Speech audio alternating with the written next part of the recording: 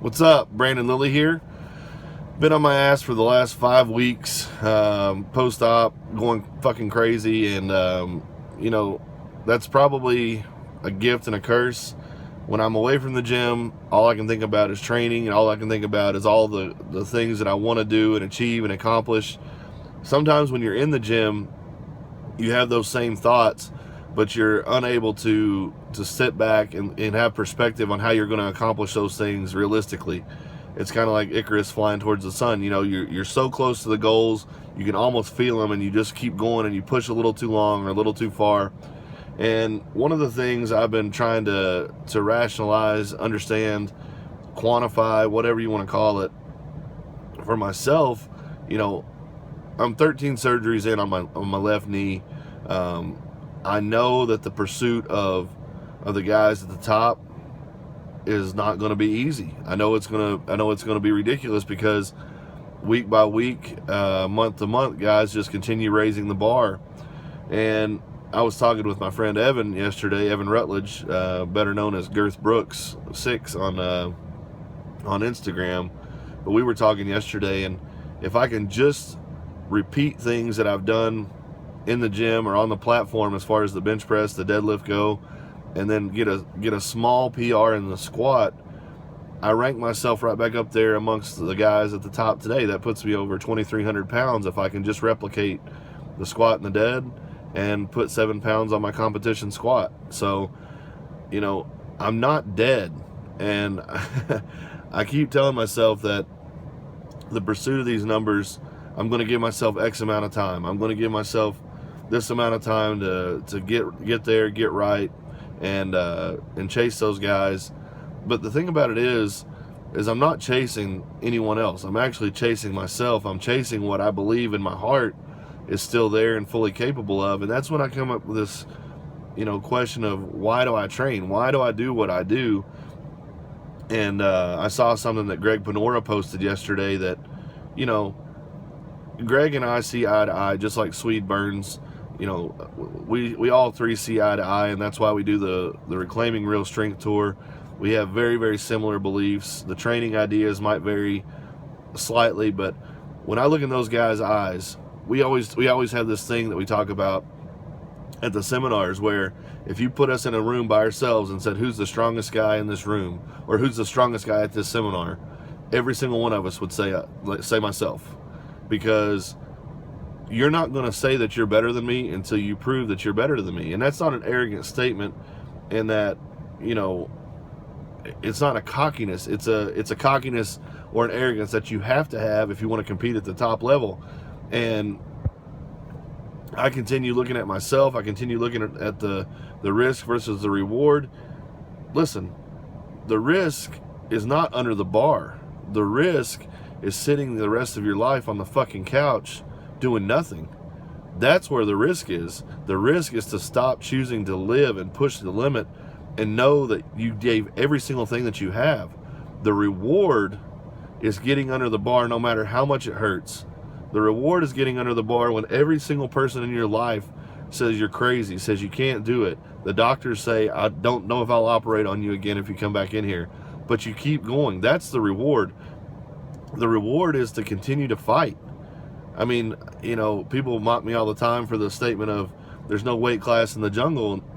Listen, if you want to get back to the basics of it, we're all survivors. Through the evolutionary trail, we're here for a reason, and I believe we're here to fight and survive. And my fight and my survival is in the sport of powerlifting. But even if I can never compete again at the highest level, that doesn't mean I'm going to stop training. I'm going to continue to push. I'm going to continue to keep trying to better myself pound by pound, day by day. And I look at so many guys that have done so much worse than me.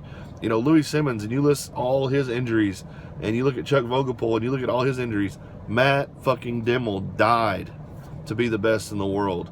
And it's not like I'm sitting here trying to glorify, injury, but listen, there's a cost to play the game. And I applaud the guys that don't ever have injury. Maybe you're smarter than me or whatever, but I've always been a guy, I rode motorcycles. I got a fucking dirt bike in the back of my truck right now. I was never a guy that cruised at 75 miles an hour. I was either 0 or 125 or 150 or whatever, fucking 180. I don't care. That's the way I've always been in powerlifting. I've never known when to stop. I've never known when I've never been able to step back from the limit, and I'll always take pride in being a guy that put 1 foot over the line. I would rather go over the edge and know that, maybe I'm not there yet, than to sit back and say, man, I wish I could have done more, and know that I could have done more. So I look around at powerlifting today and I see all this stuff, everything's cutesy and everything's fun and everybody's got, a high production team on their staff, filming, 27 cameras everywhere they go. And that's, if somebody says, oh, shots fired, or I'm taking a shot at anybody, it's not one person. There are numerous people who are doing this, and I applaud them. I mean, that's part of the game now. It's an evolution. The sport has grown. But for me, I'm just a guy that went to the gym to be the strongest guy that I could be. I'm a guy who signed up for a powerlifting meet to see where I stood up against guys in my area. And knowing that I did well in that area, I decided to go a little bit bigger and a little bit bigger. My efforts in the sport have never been revolved around wanting to be known.